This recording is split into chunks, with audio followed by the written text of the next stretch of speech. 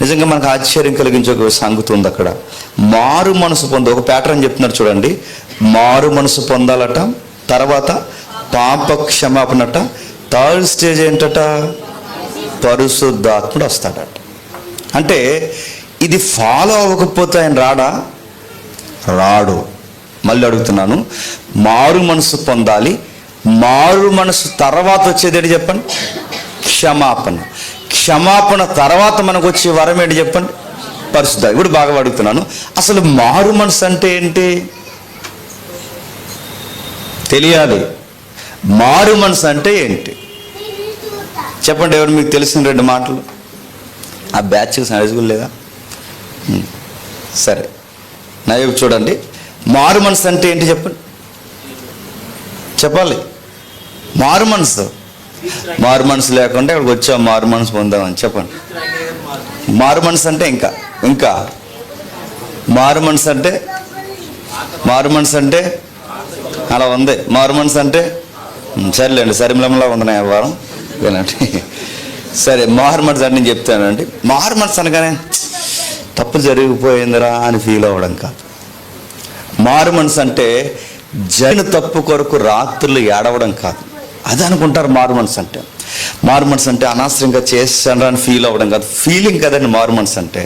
మారు మనసు అంటే తప్పు చేశానని ఏడవడం కాదు. మారు మనసు అంటే ఏంటి చెప్పిన, ఇక మళ్ళీ ఆ తప్పు చేయకుండా దాని నుంచి పూర్తిగా వైదొలిగి నిర్ణయం తీసుకోవడమే మారు మనసు. దీన్ని ఏమంటారంటే ఇంగ్లీష్లో టు బి కన్వర్ట్ అన్నాడు. దాన్ని కన్వర్ట్ అనే పదం ఎక్కడో వాడతారండి, ఆ మతం నుంచి ఈ మతంకి వచ్చి. అది కాదు, అది ఎవడో బుర్రలేనోడు మాట్లాడే మాటలు.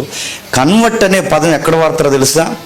పూర్తిగా విషయం నుంచి నువ్వు దేవుని వైపుకి తిరిగిపోయే దగ్గర వాడిన బైబిల్ వాడిన పదమే కన్వర్ట్ అయ్యాడు. తిరిగిపోయే దగ్గర వాడిన బైబిల్ వాడిన పదమే కన్వర్ట్ అయ్యాడు.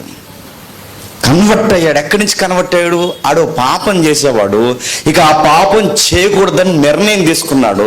ఆ నిర్ణయం తీసుకుని పాప క్షమాపణ పొందుకున్నాడు. ఆ క్షమాపణ పొందుకుని ఆత్మను పొందుకుని పూర్తిగా దేవుని వైపు తిరిగాడు. చూసారా, దాన్ని కన్వర్ట్ అంట. అదే పదం వాడుతున్నారు పేతురు గారు. చూడండి ఏమంటున్నాడు చూడండి.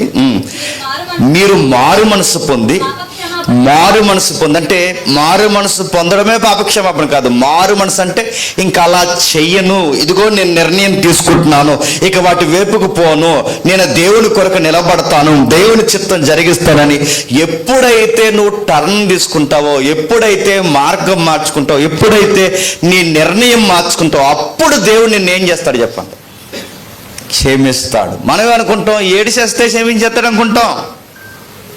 ఇది కొన్ని వాక్యాలు అలాగే అర్థమయ్యాయి మనకి. పరుగులు తేలేలా ఏల్చాను, దావీదు ఏడ్చాను మనకు అర్థమైంది. కనుక పరుగులు తేలిపోయిన కనీసం ఖచ్చిపోయినా తాడాలనుకుంటున్నాము. ఏడవద్దని అంటలేదు, ఏడవండి, కానీ ఏడిస్తే క్షమించాడు. గుర్తుపెట్టుకోండి, ఏడవడమే కాదు, దాని వెనకాల ఏంటో తెలుసా, ఇక మళ్ళీ ఇంకెప్పుడు చేయనని నిర్ణయం తీసుకోవాలి. అప్పుడు క్షమాపణ. తప్పు చేసేసి సాయంత్రానికి బాధపడి, తప్పు చేసేసి పొద్దుడికి బాధపడిపోయి వర్కౌట్ అవ్వదు. మీరు బైబిల్ ఎక్కడైనా తిరగేయండి, బైబిల్ని ఎలాగైనా తిరగేయండి, ఏ వచనమైనా.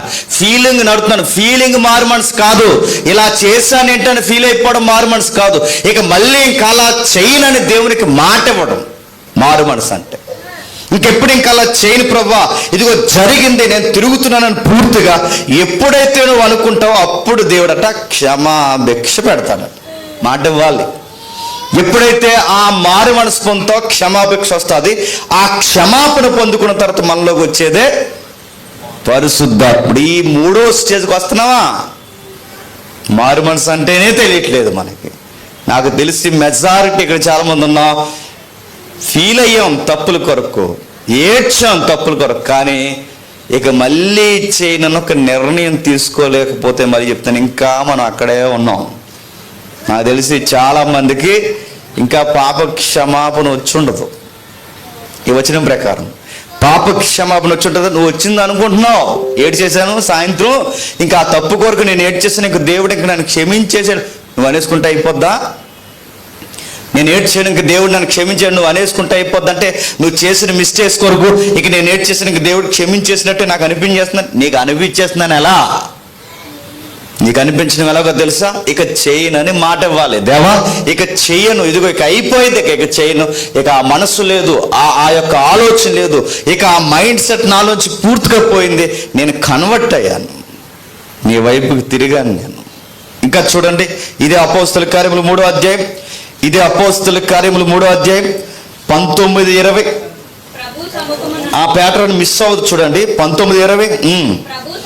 ప్రభు సముఖము నుండి విశ్రాంతి కాలములు వచ్చినట్లు మీ కొరకు నియమించిన క్రీస్తు యేసు ఆయన పంపునట్లు మీ పాపములు తుడిచివేయబడి నిమిత్తము మారు మనసు నుండి తిరుగుడు దాన్నే కన్వర్ట్ అన్నారు. దాన్ని ఏంటట? తిరుగుడి. ఎక్కడి నుంచి తిరగాలి? ఓ మార్గంలో నడిచేవాడుగా, నీకు కొన్ని ఇష్టాలు ఉన్నాయిగా, నీకు కొన్ని నిర్ణయాలు ఉన్నాయిగా, నీ మైండ్ ఒకటి చెబుతుందిగా, దాని నుంచి తిరగాలంటే పూర్తిగా ఆ యాటిట్యూడ్ నుంచి నువ్వు కన్వర్ట్ అవ్వాలి, తిరగాలి. 3 స్టేజ్లు చెప్తున్నాడు చూడండి. దేవుని సముఖము నుండి, ప్రభు సముఖము నుండి విశ్రాంతి కాలంలో వచ్చిన దేవుని సముఖం. విశ్రాంతి కాలంలో అంటే నిత్యత్వం కొరకు నీకు ప్రకటింపబడుతుంది. ఆ నిత్యత్వం కొరకు ప్రకటింపబడుతున్నప్పుడు ప్రభు అనే ఆయన నీ కొరకు పంపబడ్డాడట. ప్రభు అయిన యేసుక్రీస్తు వారు మన కొరకు పంపబడ్డాడు. బాగా వినండి. నా ఆలోచన మారాలంటే, నా థాట్స్ మారాలంటే, నిత్యత్వము, పరలోకము, మరో జీవితం అని ఈ థాట్స్ నా మదిలో పడాలి అంటే నా ఆలోచనకి కౌంటర్ తగలాలి. అంటే నా మైండ్కి కౌంటర్ తగలాలి. నా మైండ్కి కౌంటర్ ఎలా తగులుతుంది? గతించిన వారం మనం మాట్లాడుకున్నాం. పంపబడి బోధింపబడకపోతే, అంటే వాక్యము చెప్పకపోతే, నా మైండ్కి వాక్యం వినబడకపోతే నాకేం తెలీదు, నా మైండ్ కౌంటర్ తెలియదు. ఎప్పుడైతే నా మైండ్కి కౌంటర్ తెలుస్తుందో, అంటే ఇది తప్పురా అని నన్ను ఎప్పుడైతే ఎన్కౌంటర్ చేస్తుందో, ఆ కౌంటర్ తగిలినప్పుడు నాలో ఒక రిపెంటెన్స్ స్టార్ట్ అవుతుంది, ఒక పశ్చాత్తాప ధోరణి స్టార్ట్ అవుద్ది. పొడుస్తుంది. ఈ జీవితం కోసం బతుకుతున్నావేట్రా, మరో జీవితం ఉందరా, విశ్రాంతి దినాలు ఉన్నాయిరా, నిత్య విశ్రాంతి దినం ఉందరా, దాని కొరకు బ్రతకడన్నప్పుడు ఆ పిలుపు, ఆ మాట నేను పొడిసేసరికి ఎలా దీనికి నేను దేవుని ఎదుట నిజంగానే పాపాత్ముడుగా ఉన్నాను అని నీకు ఎప్పుడైతే అర్థమవుతుందో అప్పుడు నీకు ఒక సేవియర్ అవసరం అవుతాడు. ఆ సేవియరే నజరాయుడైన యేసు. బాగా వినండి. చాలా మందికి ప్రేయర్ ప్యాటర్న్ కూడా తెలియదు. చాలా మందికి యేసుక్రీస్తు వారికి చేస్తాం, కుమారుడైన యేసుక్రీస్తు వారికి చేస్తాం, పరిశుద్ధాత్మ చేస్తాం, తండ్రికి చేస్తాం. కొన్ని విషయాలు గుర్తుపెట్టుకోండి, బేసిక్స్ అంటారు, వీటిని తెలియాలి మనకి. మనం పాపం చేస్తే ఎవరికి వ్యతిరేకంగా పాపం చేసినట్టు తెలుసా? తండ్రికి వ్యతిరేకంగా పాపం చేసినట్టు. తండ్రికి వ్యతిరేకంగా పాపం చేస్తే దేవుడు తీసుకున్న నిర్ణయం ఏంటో తెలుసా? ఆ తండ్రికి వ్యతిరేకంగా మనం పాపం చేసినప్పుడు మనకి క్షమాపణ దొరకాలంటే కుమారుడనే మీడియేటర్ ఉండాలి. ఈ కుమారుడు ద్వారా క్షమాపణ పొందిన తర్వాత ఇక మళ్ళీ వైదొలకు పోకుండా కన్వర్ట్ అయిన మనం అక్కడ పూర్తిగా స్థిరముగా, చంచల మనసులు కాకుండా స్థిరంగా మనం నిలబడాలి అంటే పరిశుద్ధాత్ముడు అనే వరాన్ని మనం పొందుకోవాలి. మాటలు అర్థమవుతాయి. అంటే మనం పాపం చేసేది ఎవరికి వ్యతిరేకంగా తెలుసా? తండ్రికి వ్యతిరేకంగా. ఆ తండ్రికి వ్యతిరేకంగా చేసిన పాపాన్ని ఎవరి ద్వారా క్షమాపణ దొరుకుతుందో తెలుసా? మా ప్రభు అయిన యేసుక్రీస్తు వారి ద్వారా. ఈ క్షమాపణ దొరికిన తర్వాత మనల్ని ఎవరు మనల్ని గైడ్ చేస్తారు తెలుసా? పరిశుద్ధ. అందుకే ప్రేయర్ చేస్తున్నప్పుడు కూడా గుర్తుపెట్టుకోవాలి, తండ్రి నీకు వ్యతిరేకంగా నేను పాపం చేశాను. ప్రేయర్లో మరొకటి గుర్తెట్టుకోవాలి, ఈ కుమారుడైన క్రీస్తు ద్వారా నన్ను క్షమించని, పరిశుద్ధాత్మని ఎల్లకాలము నాలో ఉంచు అని. ఈ ప్రేయర్ మనకు గుర్తుండాలండి. ఇవి మనకు గుర్తుండవు. ఇవేమర్థమో, మనం ఎవరికి వ్యతిరేకంగా పాపం చేశామో, ఎవరు మనల్ని క్షమిస్తున్నారో, ఎవరి ద్వారా ప్రోక్షణో, ఇది ఏది క్లారిటీ లేకపోతే నేను అడుగుతున్నాను, అసలు నీకు మారు మనసు కూర్చో అవగాహన ఉందా? బైబిల్ మాట్లాడుతుంది, బైబిల్ చెబుతుంది, ఇదిగో చెబుతుంది చూడండి. ఆయన వైపుకు తిరుగుడి, విశ్రాంతి దినాలు రాబోతున్నాయి, మీ కొరకు నియమించిన క్రీస్తు యేసును ఆయన పంపునట్లు మీ పాపములు తుడిసివేయబడి నిమిత్తము మారు మనసు పొందుడి. పాపాలు తుడిసివేయాలంటే ముందేం పొందాలండి? చెప్పాలి. మారు మనసే పాపాలు క్షమించడం కాదు, గుర్తుపెట్టుకోండి. మారు మనసు పొందడం అంటే, మళ్ళీ చెప్తున్నాను, ఇక మళ్ళీ ఇంకా అలా చేయనని మాట ఇవ్వడమే మారు మనసు పొందాలి. ఎప్పుడైతే ఆ మాట ఇస్తామో చెప్పండి, అప్పుడు మనం పాప క్షమాపణ ఉంటుంది. 24లో ఇస్తావు, 25లో అలాగే ఏడుస్తావు, 23లో అలా ఇచ్చావు, 24లో అలాగే ఏడుస్తావు, మళ్ళీ 25లో ఇస్తావు, 26లో అలాగే ఏడుస్తావు. నేను అడుగుతున్నాను, నువ్వు అలాగే చేస్తే నీకెవడో పాప క్షమాపణ పెట్టిందన్నది నీ ఫీలింగా? నీ మైండ్ చెప్తుందా? నువ్వు అనుకుంటున్నావు నన్ను దేవుడు క్షమించేశాడు, ఒక చిన్న తప్పు చేసి మళ్ళీ ఇంటికి వెళ్ళిన తర్వాత బాధపడితే, నేను అడుగుతున్నా నీ ఫీలింగ్ అది. మారు మనసు పొందడం ఏంటి చెప్పిన, ఇక మళ్ళీ రిపీట్ అవ్వకూడదు, గుర్తుపెట్టుకో. ఇక మళ్ళీ చేయకూడదు. దావీదులో అది కనబడుతుంది మనకి. ఇక మళ్ళీ జీవితంలో తప్పే చేయలేదు. అది మారు మనసు పొందడం అంటే.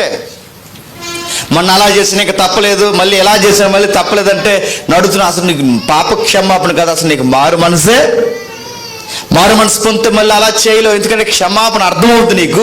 క్షమాపణ పొందిన వెంటనే మళ్ళీ ఆ పని చేయకుండా దేవుడు నీకు ఒక వరం ఇస్తాడు. ఆ వరం ఎవరో తెలుసా? పరిశుద్ధాత్మ. నీకు అలా చేశానని తప్పు అయిందని తెలిసి నువ్వు క్షమాపణ పొందని నీకు అర్థమై మళ్ళీ అలా చేస్తున్నావంటే అది నువ్వు అనుకుంటున్నావు తప్ప నీకు ఇంకా ఏ ఆత్మ రాలేదు తెలుసా? పరిశుద్ధాత్ముడు ఉంటే గుర్తుపెట్టుకోండి, పరిశుద్ధాత్మ ఉంటే మళ్ళీ అలా చేయలేవు. నువ్వు రిపీటెడ్గా చేస్తున్నావంటే గుర్తుపెట్టుకో, ఇక ఇంకా ఆత్మదేవుడు రాలేదు. నువ్వు అనుకుంటున్నావు నేను ఏడు చేశాను, నన్ను దేవుడు క్షమించేశాడు, నేను ఫీల్ అయ్యాను 31st నైట్, ఇక దేవుడు నన్ను క్షమించాడు. ఏంటి? జాలి గల దేవుడు, కరుణ గల దేవుడు అంటే పదాలు బాగానే పట్టావు, కానీ గుర్తుపెట్టుకో, ప్యాటర్న్ మిస్ అవుతున్నావు. అది మిస్ అయితే క్షమాపణ దొరకదు. క్షమాపణ దొరకకపోతే ఆత్మదేవుడు రాడు. ఆత్మదేవుడు నీలో లేడు గనకే మళ్ళీ అవే పనులు చేస్తున్నావు. క్షమాపణ అనగానే గంట ఏడుసాను దేవుడి కొరకు, రాత్రి తప్పు అయిపోయింది 24 ఇంకా అలా చేశాను ప్రభు అని ఏడ్చేస్తే క్షమించేసాడు అనుకోకండి. ఇక మళ్ళీ అలా చేయకుండా ఎప్పుడైతే నీకు ఆ స్టాండింగ్ వస్తుందో అప్పుడు గుర్తుపెట్టుకో, నన్ను దేవుడు క్షమించాడు. నాకు చేయాలని మనసు రావట్లేదు. ఎందుకు మనసు రావట్లేదు? మళ్ళీ ఆ తప్పు జరిగించాలని మనసు రావట్లేదు. ఎందుకు మనసు రావట్లేదు అంటే నేను పూర్తిగా కన్వర్ట్ అయ్యాను కనుకే నాలో ఆత్మదేవుడు మళ్ళీ ఆ తప్పు చేయడానికి ఏం చేయట్లేదు చెప్పండి, ఇష్టపడట్లేదు. అంటే ఎప్పుడైతే నీకు ఆ నిర్ణయం వస్తుందో, ఆ స్టాండింగ్ వస్తుందో అప్పుడు గుర్తుపెట్టుకో, నీకు పాప క్షమాపణ వచ్చింది. నువ్వు మళ్ళీ జడ్జాగా అదే చేస్తున్నావంటే 5 మినిట్స్గా 1 అవర్గా లేదు ఈ ఒక్క విషయమేగా అనుకుంటున్నావంటే నువ్వు మళ్ళీ అది అంత ధైర్యంగా చేస్తున్నట్టు నీకు గద్దించే ఆత్మ ఇంకా నీలోకి చెప్పండి రాలేదు. గద్దించే ఆత్మ ఇంకా నీలోకి రాలేదంటే గుర్తుపెట్టుకో, నీకు ఇంకా క్షమాపణ. నువ్వు అనుకుంటున్నావు నేను క్రైస్తవుడినని, నువ్వు అనుకుంటున్నావు నేను క్రైస్తవురాలనని, నువ్వు అనుకుంటున్నావు నేను సేవకుడినని, నువ్వు అనుకుంటున్నావు నేను సంఘ పెద్దనని, నువ్వు అనుకుంటున్నావు. నీ ఫీలింగే తప్పది. క్షమాపణ ఇంకా నీకు దొరకలేదు. ఖచ్చితంగా ఈ పద్ధతులు ఫాలో అవ్వాల్సిందే. నీకు ఫస్ట్ టైం వాక్యం వినబడుతుంది. ఆ వాక్యం వినబడిన వెంటనే నీలో ఒక పశ్చాత్తాపం స్టార్ట్ అవుద్ది. ఆ పశ్చాత్తాపం స్టార్ట్ అయినప్పుడు నువ్వు నిర్ణయం తీసుకోవాలి, దేవంకి ఇలా చేయనని. ఎప్పుడైతే నిర్ణయం తీసుకుంటావు ఆత్మను దేవుడు అనుగ్రహిస్తాడు. ఆత్మను ఎప్పుడైతే అనుగ్రహిస్తాడో ఇక మళ్ళీ ఆ తప్పు చేయడం నీకు మనస్సుకు ఒప్పదు. ఎప్పుడైతే నీ మనసు ఒప్పట్లేదు అదే నీకు సైన్. గుర్తేంటి తెలుసా? నేను మళ్ళీ ఆ తప్పు చేయాలని నాకు అనిపించట్లేదంటే దేవుడు నన్ను క్షమించి తన వరమును నాకు ఇచ్చాడు. ఆ వరమే పరిశుద్ధాత్మ.